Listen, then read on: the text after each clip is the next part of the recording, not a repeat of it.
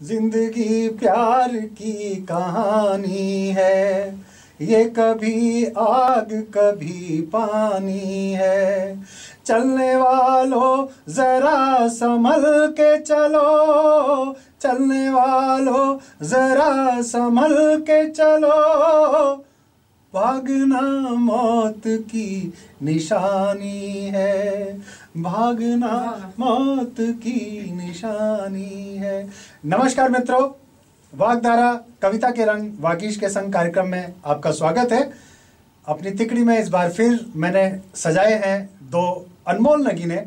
एक हैं श्रुति भट्टाचार्य जो मुंबई में रहती हैं, उत्तर प्रदेश से आती हैं, गीत गजल कविताएं लिखती हैं और अभिनय के क्षेत्र में भी अपना भाग्य आजमा रही हैं। और दूसरे हैं हमारे व्यंग्य जगत के कोहिनूर घनश्याम अग्रवाल जी जो अकोला से आते हैं। और आज हम कविता की शुरुआत करते हैं एक नए रंग के साथ।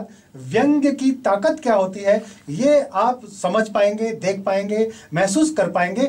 व्यंग्य की एक जो तरीका है वो हास्य से शुरू होता है और करुणा पर जाकर के आपको रुलाता हुआ, कहीं आपको तंज देता हुआ, आपको तकलीफ देता हुआ कहीं पर जाकर के खत्म होता है। व्यंग्य में महारत हासिल है हमारे घनश्याम अग्रवाल जी को। उनकी एक बहुत प्रसिद्ध रचना है जो घनश्याम अग्रवाल जी हमारे लिए लेके आए हैं, इन 24 न्यूज के दर्शकों के लिए लेके आए हैं। घनश्याम अग्रवाल जी से मेरा विनम्र निवेदन है कि वो अपनी सिग्नेचर कविता, मशहूर कविता यहाँ प्रस्तुत करें। घनश्याम अग्रवाल जी। मेरी रचना शीर्षक है व्यापारी की फौज में भर्ती। वाह, स्वागत। अक्सर क्या होता है, टेम्परी जोश में हम कुछ कदम उठा लेते हैं और उसके क्या परिणाम होते हैं। यहाँ पे मैं जो वीर रस के उन्हें सलाम करता हूँ, लेकिन कुछ लोग जोश में आकर इतना जोर से चीखते हैं कि श्रोता लोग तो डर के मारे ताली बजा देते हैं। ऐसे एक वीर रस के कवि सम्मेलन में एक व्यापारी श्रोता के रूप में गया, उसको भी जोश आ गया। मारे जोश के उसने फौज में भर्ती होने का ऐलान कर दिया। अब उसके बाद उसकी क्या दशा होती है। स्वागत है, स्वागत है घनश्याम जी, स्वागत है। 2 मिनट का जोश उतरने के बाद वो व्यापारी कहता है, हे भगवान, ना तो ये पाकिस्तान कारगिल पे हमलों कर तो, ना हमारे गांव में वीर रस को कवि सम्मेलन हो तो, ना मेरे को 2 मिनट के लिए जोश आ तो, ना मैं फौज में जाने को नाम लिखा तो कितना अच्छा हो तो। पर आपन तो जोश में नाम लिखा दिया।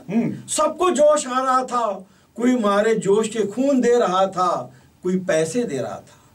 खून देने की मेरी शारीरिक स्थिति नहीं थी, खून देने की मेरी शारीरिक स्थिति नहीं थी और पैसा देने की मानसिक। पर जोश आए तो फौज में भर्ती होने नाम लिखा। जैसे ही वीर रस को कवि सम्मेलन समाप्त हुई हो, मेरा जोश ठंडो पड़ गया, होश जा गया। मैं दिल में बोला, तू और फौज में जाएगा, बेमौत मरेगा। मैंने दिल को समझाया, रात गई बात गई। किसको याद रहता, नहीं जाएंगे। पर दूसरे दिन मोहल्ले वाले मुझे घेर लिए, बोले कल तुमने फौज में भर्ती होने का ऐलान किया, उससे मोहल्ले की इज्जत पूरे शहर में बढ़ गई। हम तेरा सम्मान करेंगे और तेरे को बाजे गाजे के साथ भर्ती करेंगे। क्या बात। मैं बोला, मैं तो फौज में चले जाऊंगा पर मेरा फैमिली प्रॉब्लम है। मोहल्ले वाले बोले, तू भर्ती हो जा, फैमिली को हम संभाल लेंगे। मेरा घर कैसे चलेगा। तो मोहल्ले वाले बोले कि सरकार का नियम होता है कि युद्ध के बाद दुश्मन को जीते हुई जमीन और सैनिका की विधवा को सिलाई की मशीन मिलती है। हम तेरी पत्नी को डबल मशीन दिलाएंगे और तेरे शहीद होने के बाद तेरा घर चलाने के लिए मोहल्ले वाले दिन रात कपड़े सिलाएंगे। मैं पत्नी को बोला, देख मैं सीमा पे शहीद होने जा रहा हूँ, मेरे को मत रोकना। मैं समझा हुआ रोकेंगी, क्योंकि कोई भी भारतीय पत्नी कभी नहीं चाहती कि उसका पति सीमा पे शहीद हो। बहुत उसकी दिली ख्वाहिश रहती है कि वो घर में शहीद हो। क्या बात है। और वो भी मेरे ही हाथों, मेरे होते हुए दुश्मन हाथ लगा ले। तो पत्नी बोली, मैं तो शहीद तिलक लगा के विदा करूंगी, कल को तुमको कुछ हो गया तो मैं भी तो शहीद की पत्नी कहलाऊंगी।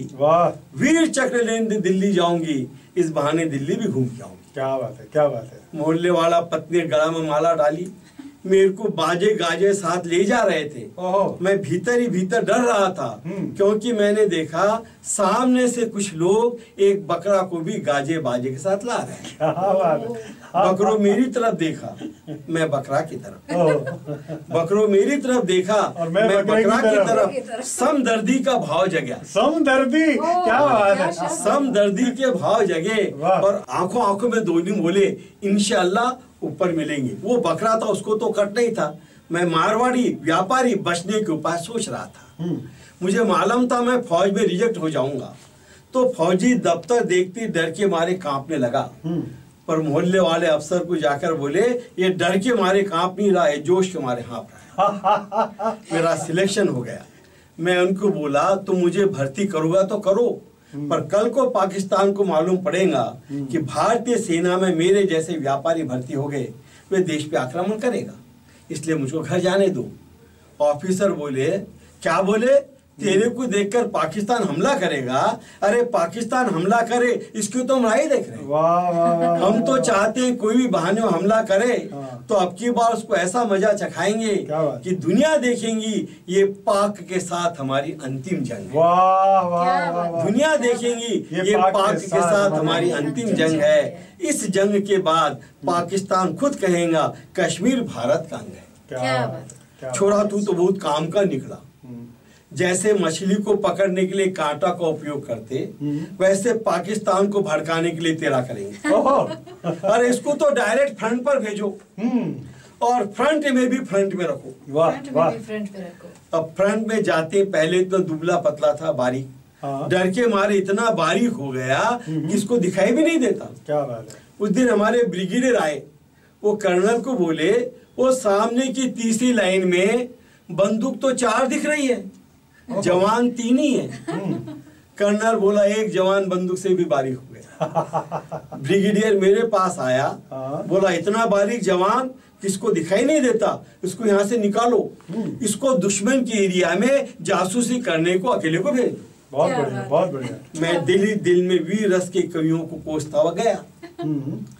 एक पेड़ के पीछे छिप गया, दुश्मन का जवान मुझे पकड़ लिया गलती से और कंधे पे बंदूक समझ के लेके चला। वाह।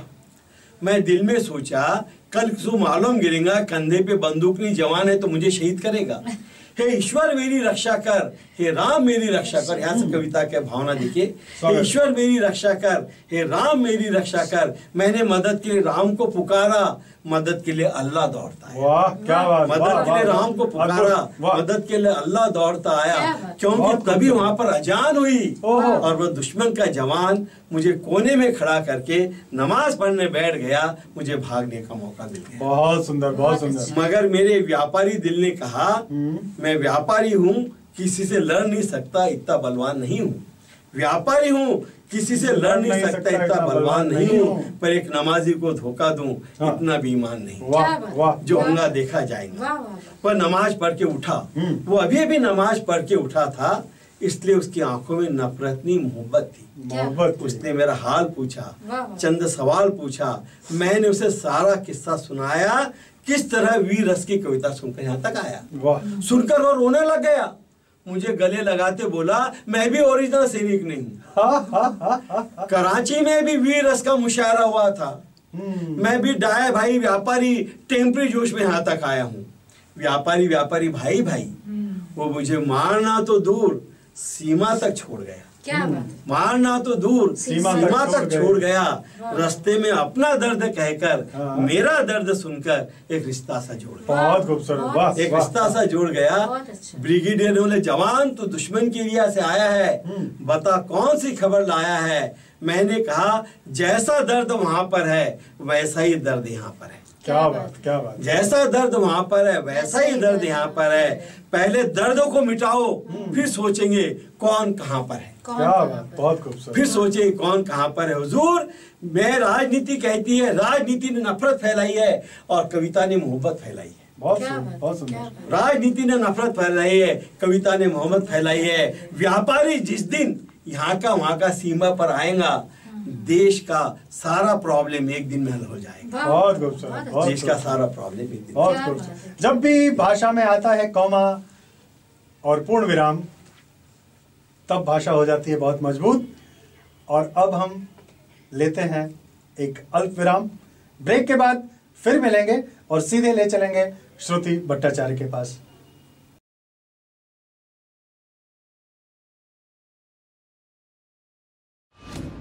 तुझे यहाँ से शहर कैसा दिखता है? बहुत बड़ा नजर आता है ये शहर। खुद को बड़ा करेगा ना तो वही शहर छोटा नजर आएगा।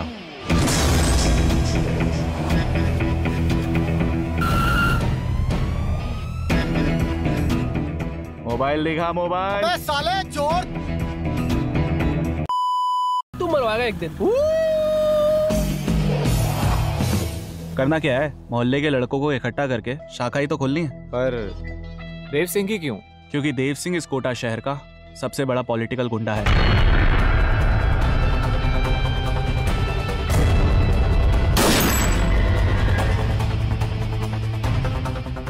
भौंक।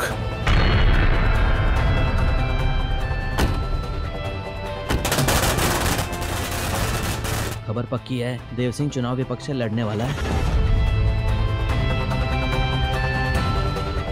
लोग हमें भुला दे मगर हम कभी भी किसी को नहीं भूलते।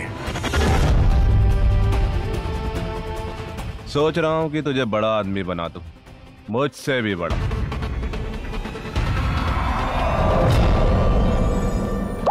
नदी में पत्थर फेंकने से कुछ नहीं होता विष्णु,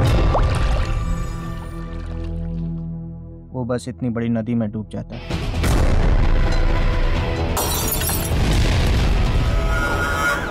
वो ये इलेक्शन जीतना नहीं चाहिए। चुनाव तो देव सिंह ही जीत कर रहेगा। मुझे तो बस आपका आशीर्वाद चाहिए। अरे बच्चा है रे तू तो मेरा। तुझे जान से मार देगा वो। तेरी वजह से ये सब कुछ हुआ। तूने भेजा था ना उन गुंडों को।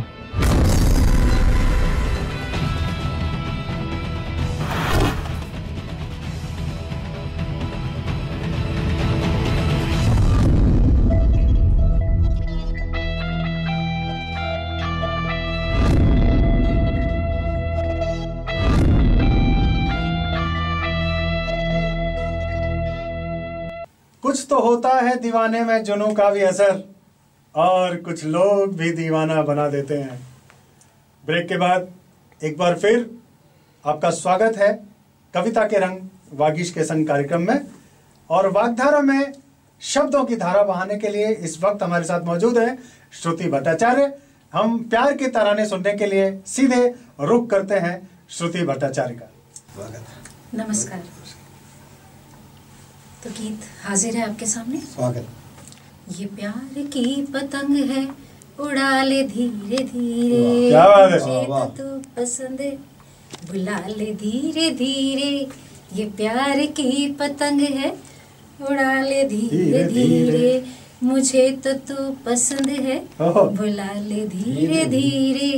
ये प्यार की पतंग है, दीवानगी की डोर कुछ यूं बढ़ रही है कि दूसरी पतंग से जैसे पेच लड़ रही है। दीवानगी की डोर कुछ यूं बढ़ रही है कि दूसरी पतंग से जैसे पेच लड़ रही है। जरा सी ढील दे के क्या बात है, काट धीरे धीरे, मुझे तो तू पसंद है, श्रुति जी वाह। बुला ले धीरे धीरे। ये प्यार की पतंग है, बहुत बढ़िया बहुत बढ़िया। अपनी ही मस्ती में ये तो पेंगे भर रही है, इधर उधर की पतंगे भी उस पे मर रही है। अपनी ही मस्ती में ये तो पेंगे भर रही है, इधर उधर की पतंगे भी उस पे मर रही है। जवानी का ये जोश है, संभाल धीरे धीरे। वाह वाह वाह, जवानी का ये जोश है, पसंद है, बुला ले धीरे धीरे। ये प्यार की पतंग वाह है। वाह वाह वाह वाह वाह वाह, बहुत बढ़िया। सुना है श्रुति जी, और सुना है। मैं भाग्यश्री जी के आदेश का पालन करते हुए एक गजल आप सबके समक्ष स्वागत है, स्वागत है। पेश कर रही हूँ। आतिशे दिल कलम उगलता है। आतिशे दिल कलम उगलता है। आतिशे दिल बहुत खूब। कलम उगलता है, देखिए कौन कौन जलता है। क्या बात है, क्या बात है। देखिए कौन कौन जलता है, देखिए कौन कौन जलता है। ये तेरे इंतजार की शब है।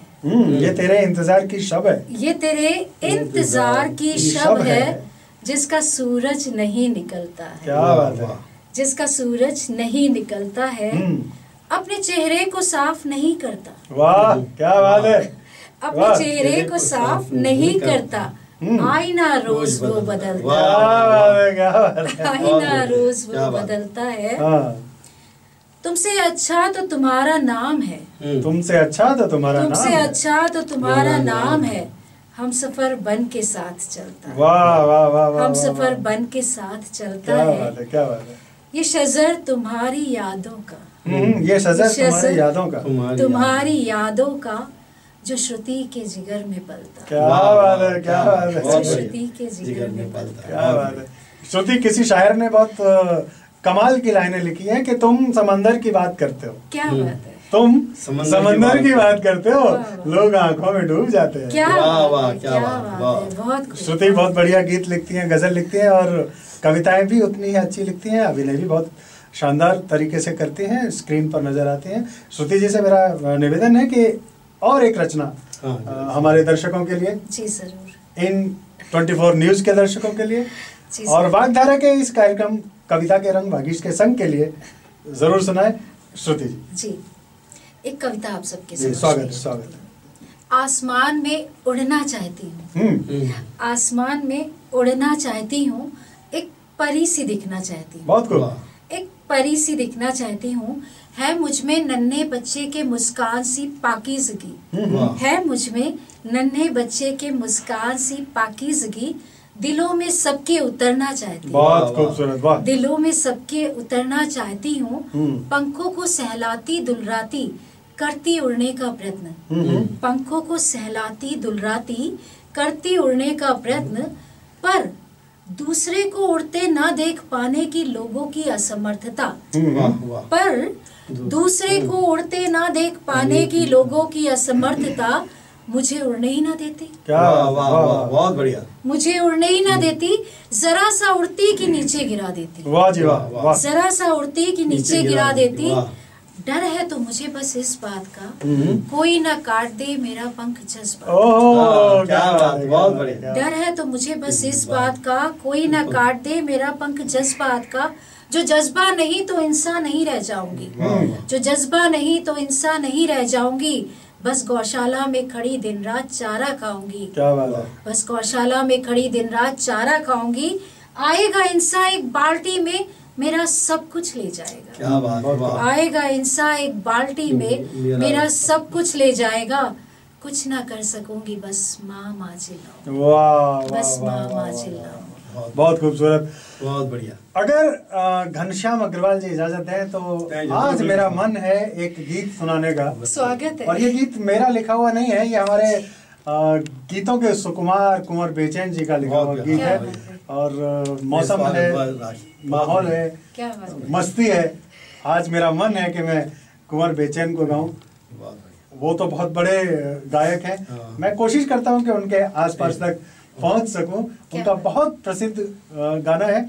एक बार बीबीसी पर मैंने सुना था और मुझे जब पहली बार ये गाना सुना तो मुझे तभी कंठस्थ हो गया था, और जैसा याद हुआ वैसा का वैसा मैं अपने दर्शकों को सुनाना चाहता हूँ। बदरी, एक बेटिया की शादी हो गई है, वो अपने संदेश भेजती है अपने पिता के लिए, अपनी माँ के लिए, अपने भाई के लिए, और किन किन माध्यमों से संदेश भेजती है वो इस गीत के माध्यम से कुंवर बेचैन जी ने पेश करने की कोशिश की, और मैं उनको गाने की कोशिश कर रहा हूँ कि बदरी बाबुल के अंगना जइयो जइयो बरसियो कहियो कहियो कि हम है तोरी बिटिया की अखियाँ, कहियो कि हम है तोरी बिटिया की अखियाँ, कांटे बिंधी है मोरे मन की मछरियाँ, मरुथल की हिरनी है गई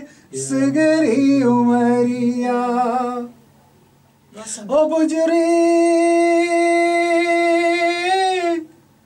मैया के अंगना जइया जइया तड़कियो कहिया कहिया कि हम है तोरी बिटिया की सखिया।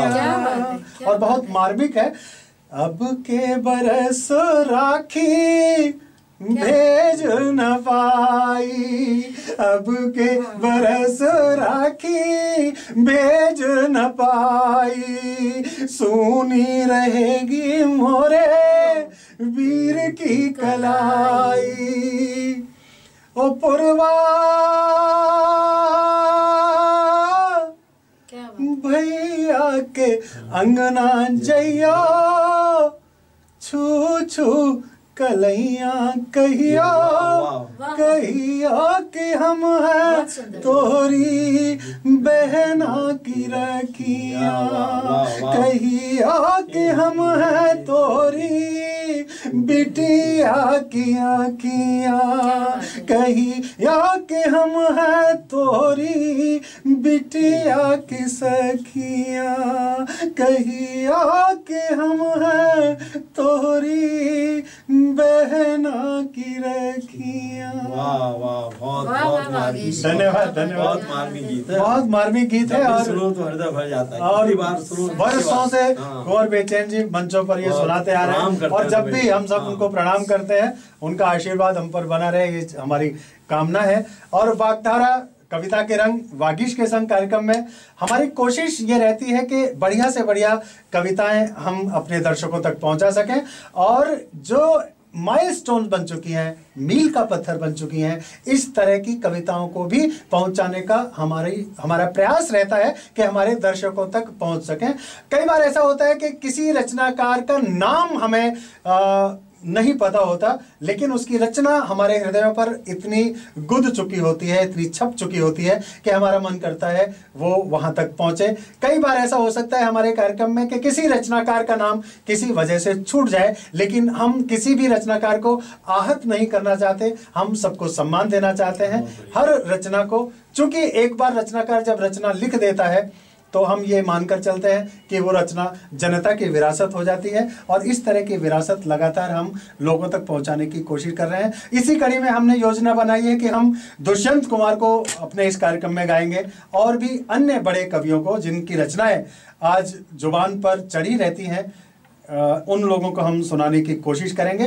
बशीर बद्र साहब ने एक बार बात कही थी, उन्होंने कहा था कि एक बार मेरी मुलाकात हुई तो घनश्याम जी, मैंने उनसे पूछा कि बड़ा शायर आप किसे मानते हैं, तो बशीर बद्र जी ने बहुत ही खूबसूरत बात कही थी। उन्होंने कहा जिस शायर के ज्यादा से ज्यादा शेर लोगों की जुबान पर हो वो सबसे बड़ा शायर होता है। बात, बिल्कुल बात। आप कितना लिखते हैं, कितनी किताबें आपकी आती हैं, कितनी बड़ी बड़ी कविताएं लिखती हैं, इसका बहुत ज्यादा मायने नहीं रखता है। आपके कौन से शब्द जनता की जुबान पर हैं, आम इंसान की जुबान पर हैं, कौन सी रचनाएं, कौन सी कविताएं हमको बार बार उकसाती हैं, हमको गाने के लिए प्रेरित करती हैं, ये बहुत बड़ी बात है। और वो बहुत बड़ा कवि है। हमारी कोशिश ये रहेगी कि बड़े से बड़े कवि को हम इन 24 न्यूज में लेकर के आएं, उनकी रचनाओं का आस्वाद अपने दर्शकों से कराएं, और लगातार वाग्धारा कविता के रंग वागीश के संग कार्यक्रम में हम अपने दर्शकों तक बेहतरीन से बेहतरीन कविताएं पहुंचाने का प्रयास करते रहेंगे। आज के इस एपिसोड में समय निकाल करके श्रुति भट्टाचार्य हमारे साथ जुड़ी। हम बहुत आभारी हैं श्रुति भट्टाचार्य जी के, आपने व्यस्ततम समय में से हमारे लिए वक्त निकाला। घनश्याम अग्रवाल जी का लगातार हमें सानिध्य मिलता रहता है, आशीर्वाद मिलता रहता है। आज के इस कार्यक्रम को, इस एपिसोड को सफल बनाने के लिए एक बार फिर मैं घनश्याम अग्रवाल जी का धन्यवाद करता हूं। अगले एपिसोड में फिर लेकर के आऊंगा कुछ नगीने अपनी तिकड़ी बनाने के लिए। 2 नगीनों से मैं इस कार्यक्रम को सजाऊंगा। मुलाकात होगी अगले एपिसोड में वाग्धारा कविता के रंग वागीश के संग कार्यक्रम में। तब तक के लिए विदा दीजिए। जय हिंद, जय हिंद, जय हिंद।